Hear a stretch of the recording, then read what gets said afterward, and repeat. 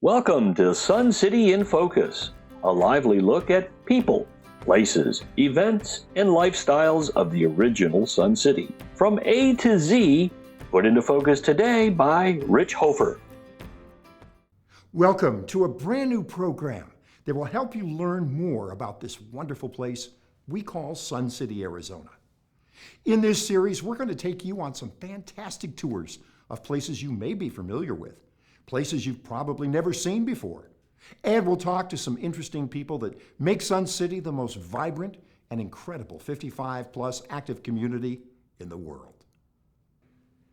Today, we're going to take a look at some very interesting places and people around Sun City, Arizona. We're going to visit a brand new addition to the rec centers of Sun City properties. We'll also visit with a World War II aviator and Sun City resident who had a fascinating military career. And we will take you to a place in Sun City you've undoubtedly been by dozens of times, but didn't even know it was there.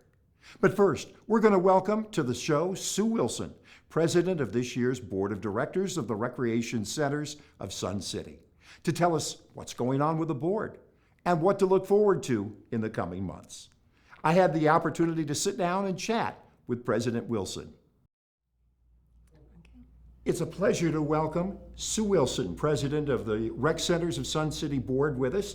And Sue, welcome to the first edition of Sun City in Focus. Thank you. Sue is going to be with us on a regular basis this year to kind of give us an insight as to what's going on with the board, what they've been doing, and a look ahead as to what is coming up. So let's take a look back. What has the board been up to so far this year? Well, so far this year, we've had to replace our general manager, who is unfortunately retiring at the end of this year. So that's taken quite a bit of time. It sure has. In fact, probably over half the people, I know you and me both, Yes. half the people in Sun City have never known a Sun City or an RCSC without Jan Eck at the helm. No, she's been here since 2007, so it's been a long time. It's been a long time. Yeah. And how'd that go? It went well. Our initial interview team was great. We worked together very well. And then our second interviews that we had went well on the weekends, and we ended up making a hire. And who did you hire? We hired our Director of Finance, Bill Cook. Very good. And now, Bill is very popular amongst the staff and the Yes, board, he is. and I think everybody that's worked with him in the past. What's going to happen to the Director of Finance position? We will hire a new Director of Finance. Very good. So we're not going to overload him right away. No, Okay. we can't do that. All right, that's good. That's good. Now, what other things has the board been doing lately? Well, obviously right now, opening up after our pandemic. That's so right. We've been open, but now we're going to officially open everything up to pre-pandemic stage. So all the clubs will be back to normal. They can have their beverages, their snacks. They can have their dances. We can have guests come back. I know that's been very, very popular to get the guests back. has, it A has. lot of folks with grandkids and family coming in and Yes. haven't been able to enjoy the RCSC, but that's right. really good. So we really are getting back to normal then. We are getting back to normal. That's super. I'm awfully glad to hear that. Now, coming up, some of the things coming up for the board. Well, at our next board meeting, obviously, we're looking at Mountain View. We have the architectural plans coming in from those, and so we'll be looking at that and making any changes that we feel we need to make. Great. Now I know, and you were the co-chair of the ad hoc committee Yes. that kind of put everything together for Mountain View. That was pretty well followed, wasn't it? It was. It was a really good committee It really on the was. ad hoc. Very fun to work with, had lots of good ideas, and definitely a lot of sharing and working together. I love that. Another thing that's coming up, I know, is the Preservation and Improvement Fund. That is. Tell me a little bit about that. Well, trying to figure out how we're going to prioritize the projects. Obviously, we have to have enough time to build up our PIF before we do a project, because RCSC does not go in debt. Right. And so therefore, we have to look at what our placeholders are for each project and prioritize where we should place them as far as what year we're going to be tackling them. And that takes a lot of discussion, I can tell you, doesn't It it? does take a lot of discussion, a lot of time. Yeah. And of course, something like a Mountain View, which I think is next on the list, the next big project, is going to whittle down that money. We're going to have to build that back up, aren't we? Yes, we are. Okay, all right. Will you come back Sure. from time to time and keep us informed? You bet. Great, I appreciate that. We'd like to thank Sue Wilson, President of the Board of Directors of the RCSC, for being with us today. Thanks, Sue. Thank you. Thank you, Sue, for all the volunteer hours that you put in. Next up, Trudy Bryson is going to take us on what could very well be your first look at the newest addition to the RCSC. It's been years in the making, and it added much needed space for clubs. Oh, you won't find a swimming pool or a workout facility there, but the Grand Center at 103rd and Grand Avenues is certainly a gem when it comes to these clubs.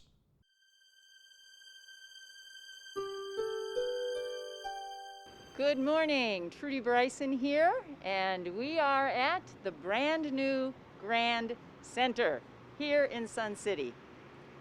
This beautiful building now houses 4 clubs plus a satellite office for the Sun City Posse.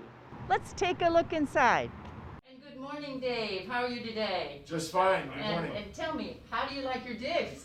It's great. We appreciate the opportunity to have a community office here. Wonderful, and you know what? We're so happy to have you here. Well, thank you. Thank you very much.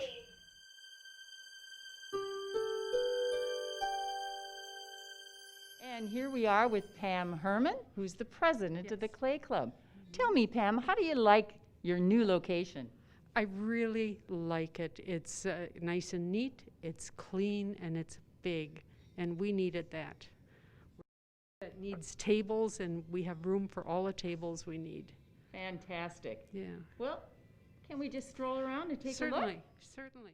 Hi, and who are you? I'm Jan Miller. Hello, Jan, and tell us what you're doing today. Well, I threw this cot yesterday, and so it's still damp. And today I'm carving a foot into the bottom of it. And she's teaching me how to do it. So you're the teacher. Well, I'm an assistant. we Great. all teach each other. Everybody helps each other. Yeah, That's we the all good teach part. each other. That sounds like Sun City. It It does. is. Sun City. And what is your name? Lynn Tarpening. Nice to meet you, Lynn. Nice to meet you too. And here we are in the Extruder Room. And tell me, Doug, what are you doing? I'm sanding down the clay. This will be smooth when it goes to the kiln. No bumpiness. Really smooth. Good morning, Gordon. Good morning. Tell me, what are you up to this morning? Well, I'm making a bowl, and I'm using the heart shape to put it together. Hopefully it'll come out, you'll be able to see the hearts in the bowl shape.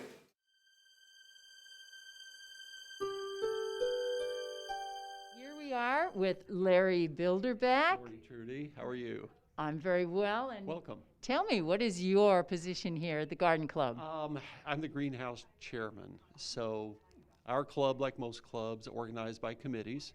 So we have a committee for our community garden, which is here in town as well. We have a committee for the greenhouse. We have an office manager who couldn't be here today. So I'm here to show you around as best I can. Well, thank you. Sure. What's the first thing you're going to show us? Well, follow me. I'll take you into the greenhouse. It's our pride and joy. So Larry, tell us a little bit about this greenhouse. Oh boy, okay, so it is an institutional greenhouse. It's sized for use of say 25 to 30 individuals, and it measures 20 by 60. It's fully equipped with heating, a wet wall for cooling, fans for circulating the air, full automated sensors that regulate to the degree we can the temperature and the humidity to keep it ideal for the plants. So a large part of what we've tried to do is grow starts for our community garden, for individuals who garden in their community, and eventually, if we are successful, we'll be able to offer these to other residents in Sun City by way of a plant sale. So this is our first attempt. These seeds went in probably a month ago.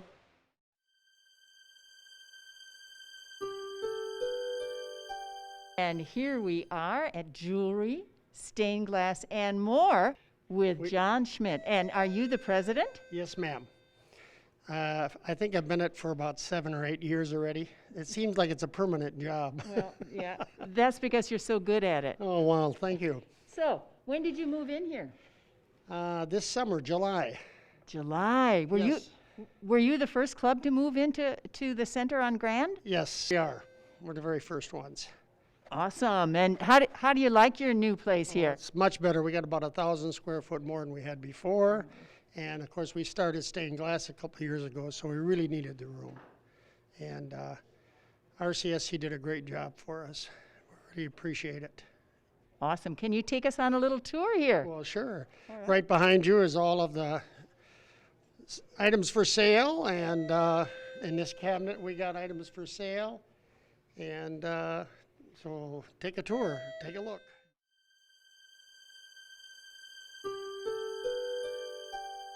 Okay, here we are inside the Camera Guild, and with me is John Wood, the president. So John, tell me, how do you like your new space here? Hi. Well, this is the most fantastic space we could have hoped for.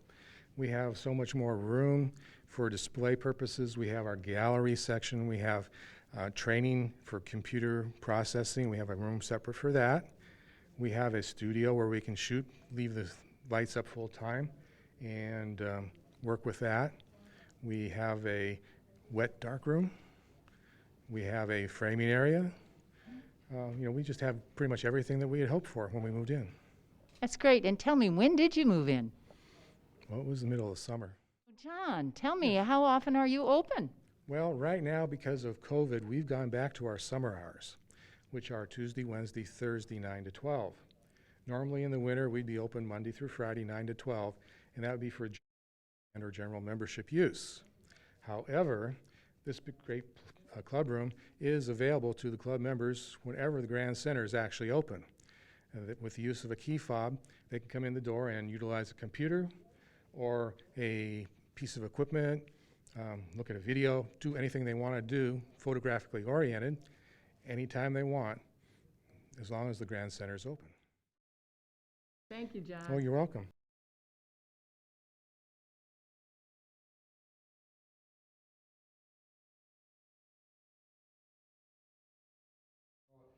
You have to go back to the early 1940s to be at the home of the greatest generation. Sadly, because of Father Time, we're losing that generation. But our own Steve Oakes caught up with one member who's a longtime Sun City resident and served his country admirably and with honor during World War II. Let's listen in on his heroic tales. I'm Steve Oakes, and this is Sun City in Focus, a section of the magazine dedicated to people of special interest. Today, I have a gentleman with us that is 100 years old, and his name is Bill Shackelford. Bill, we have some questions for you today. Okay. We'd like to learn a little about your history. Okay. It's a long history. And then came World War II. Right. Can you tell us what happened for you on December 7th, 1941?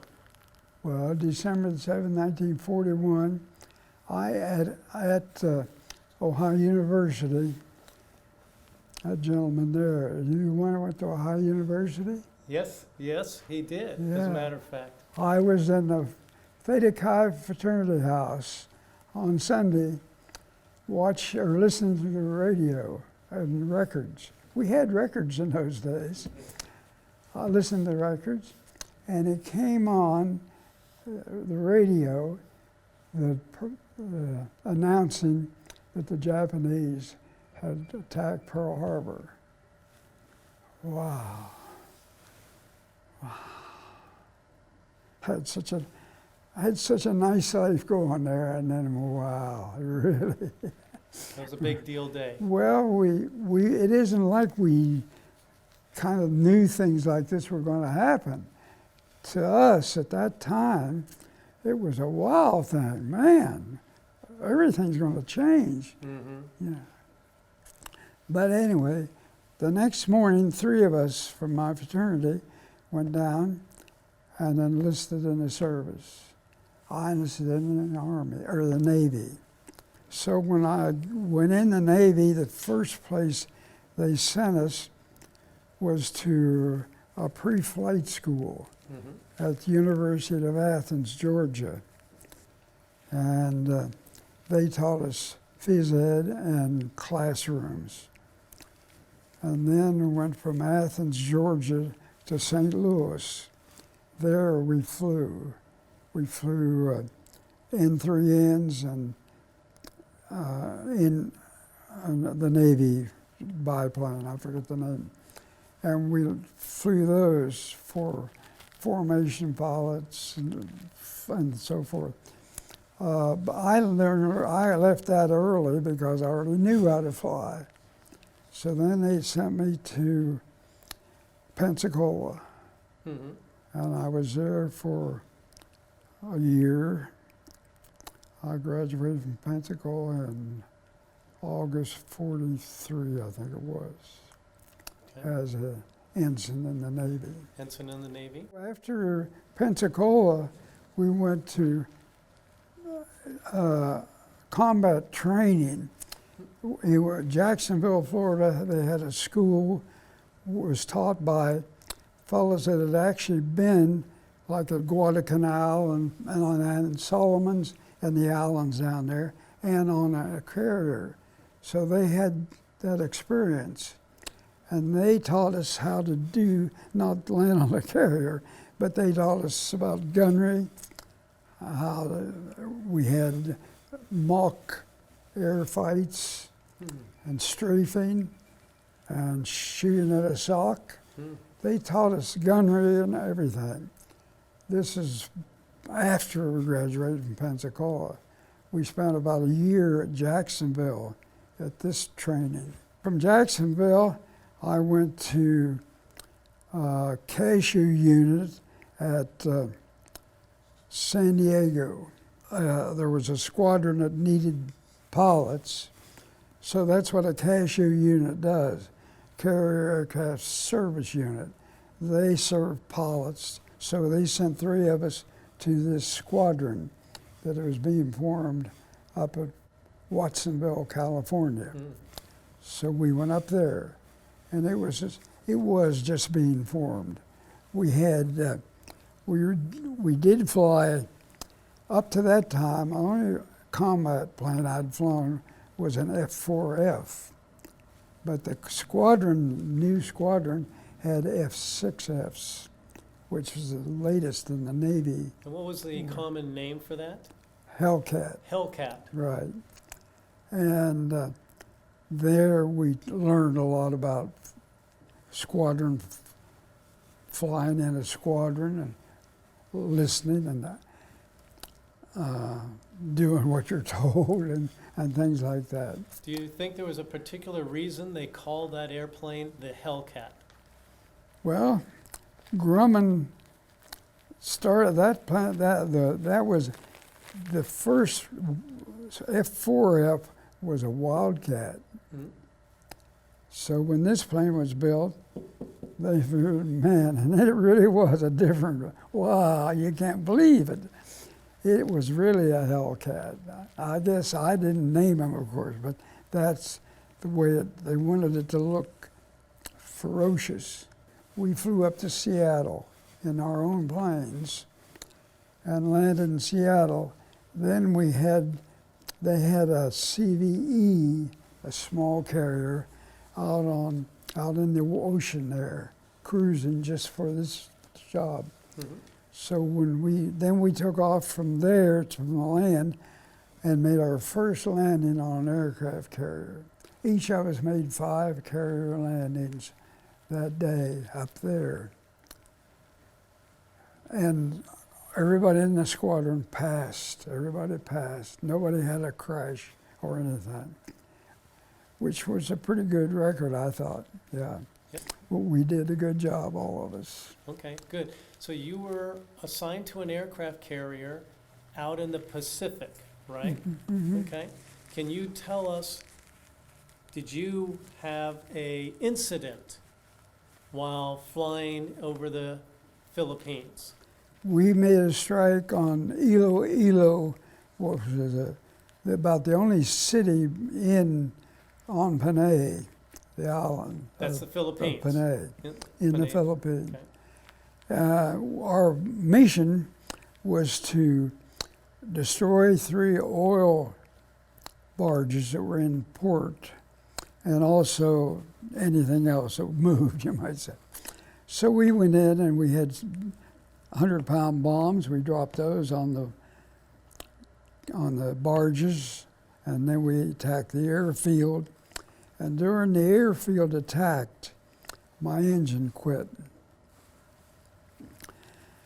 And of course, you're trained how to react to things like this, but it's different when it really happens. When it's real. Yeah. We had a booster pump. I put it on trying to get some gas into the engine, and I did everything, but it didn't work. So I called the skipper and I said, I'm going to have to land somewhere. He said, well, turn away from the town and go toward the hills.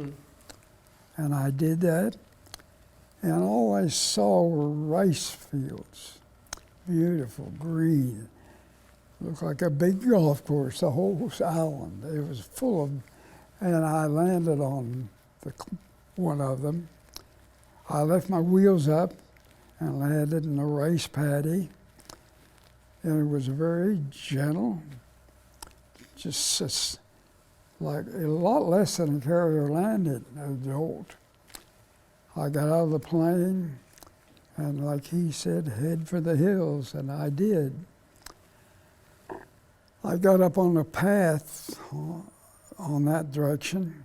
I was going along that path, and I heard something. So I thought, I carried a .45. Pilots all carried weapons, different kinds, but I carried a .45.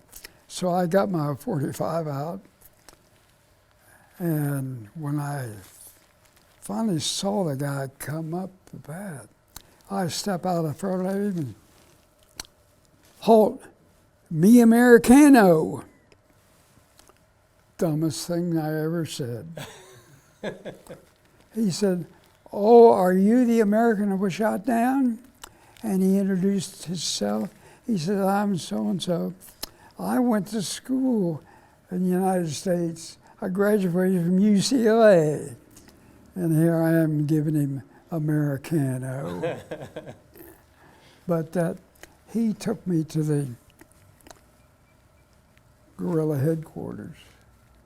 So there you were and then, part of the guerrillas? And I became part of them. I was a lieutenant in the U.S. Armed Forces in the Far East. Colonel Chavish was my boss. I lived with him in his home there. Wonderful experience, I imagine. Okay, so you were in the Philippine guerrillas for some period of time. How did you get out of the Philippines? Well, it was a submarine, basically. They came every so often on their way back from a cruise, you might say, to go to Australia. And they would stop on various islands and pick up soldiers and sailors and whoever needed help to get back to Australia. Finally, we worked our way up to Brisbane, Australia. And at Brisbane, Australia, we got a boat that took us to, I don't remember the island. It was an island right off of Australia. The coast, the Gold Coast there? And at that place, on that island, there was a big 4-engine flying boat picked us up. There were about 10 of us. There were 20 of us got on the sub. But by that time, in the old days, they segregated the officers and enlisted men. So there were only about 10 officers.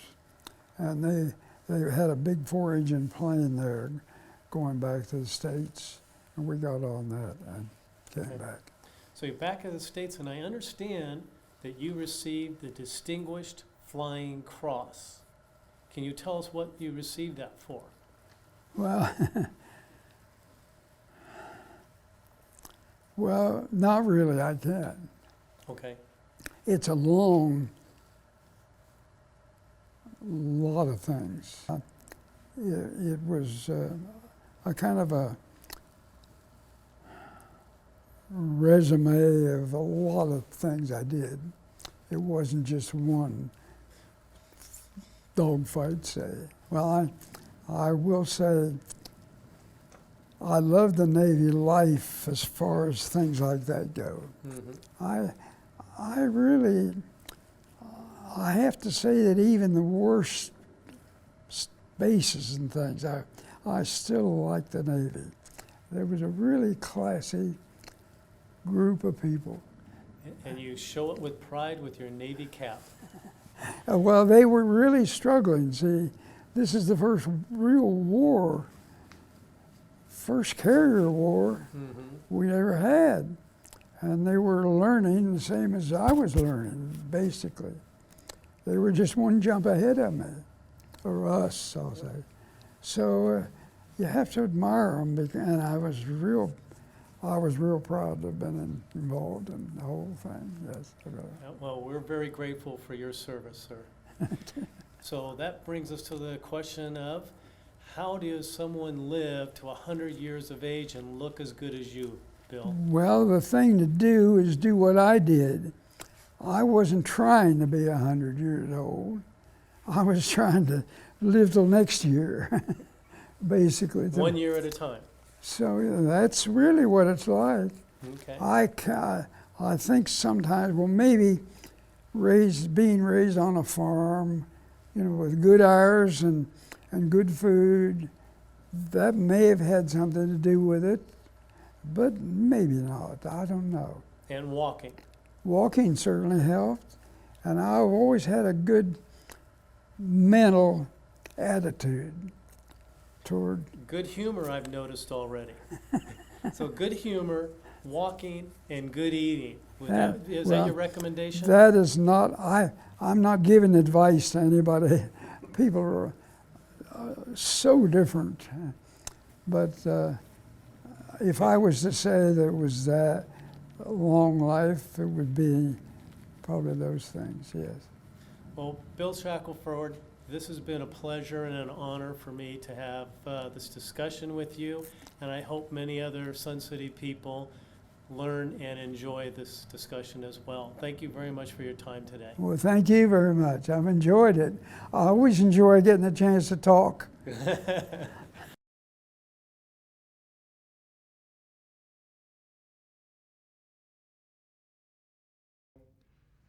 What an historic and exciting tale Bill Shackelford told. Thanks for that experience, Steve, and thanks, Bill. We appreciate your service. Finally today, we're going to take you to a place you've probably been by tons of times, but you may not have ever seen it from this angle.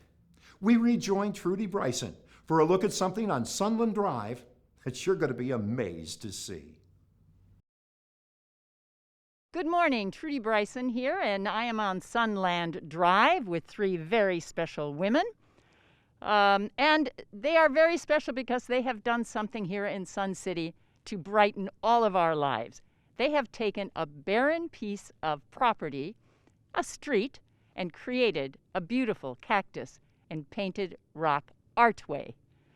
And the originator of this idea is standing next to me, and that's Susan Christofouli.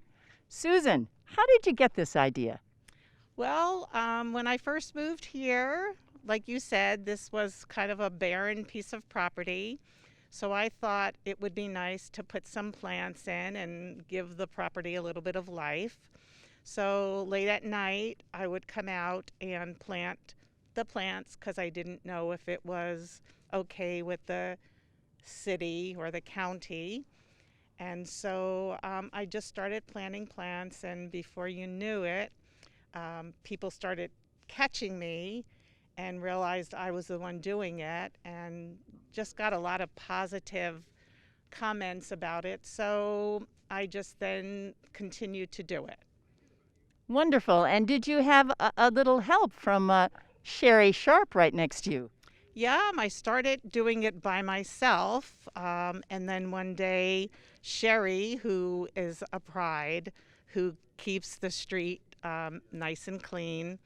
She and I bumped into one another. I told her what I was doing, and she joined the project. So, how has it been working with Susan to create this beautiful space? It's been a work of love. It's been wonderful. Susan started at the other end, we started at this end, and the plants are pretty much donated, so that's been really nice. And how did Judy Elson get involved? Judy's my neighbor, but she's a snowbird, and she was painting rocks in South Dakota last summer and sending me pictures, and I said, honey, that would be so special on Sunland. Bring your paints. Yep. And did you bring your paints, Judy? Yes, I did. And the first year when they were doing the cactus, Sherry and I do walking, probably 2 or 3 times a week. And we would see these donated cactus laying out by the garbage pail. And then we'd run home, get a car, grab the cactus, and come down here and plant them. So the first year I spent kind of planting cactus, but not nearly like these two did. And I was kind of glad to go home in April.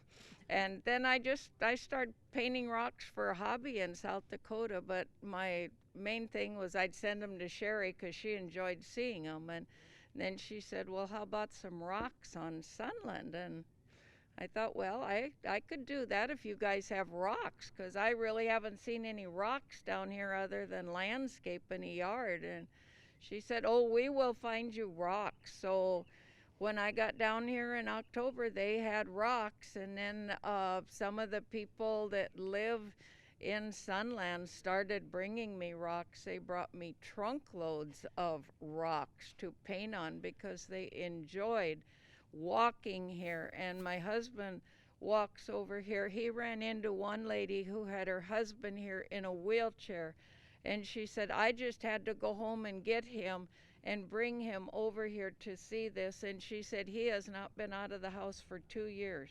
But this was worth it for him to come over here and see these rocks. And vacationers come over here. This is a destination for them to come and bring their grandchildren and see these rocks. It's been wonderful during COVID to be able to paint rocks. It really has.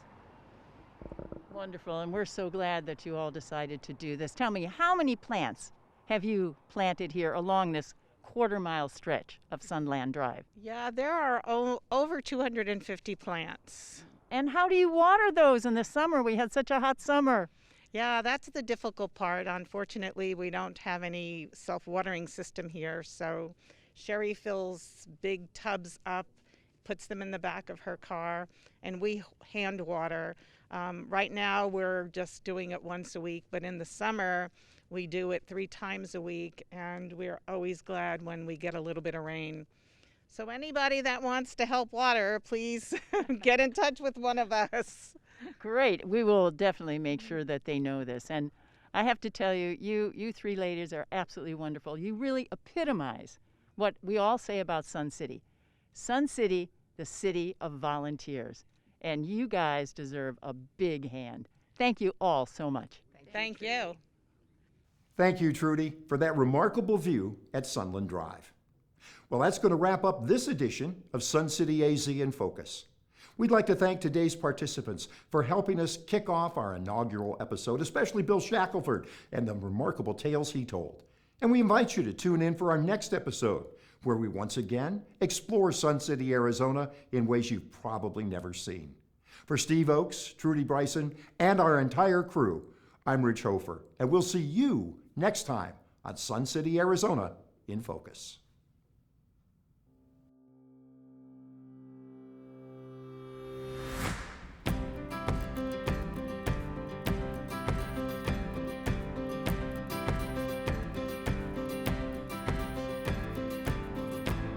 This show was produced by volunteer members from the RCSC Communications Through Technology Committee for the entertainment and enjoyment of current and prospective residents of Sun City, Arizona. Anyone wishing to join the committee and participate in the production of future episodes of this program may contact the RCSC Board of Directors office at 623-561-4600 or email boardoffice@suncityaz.org.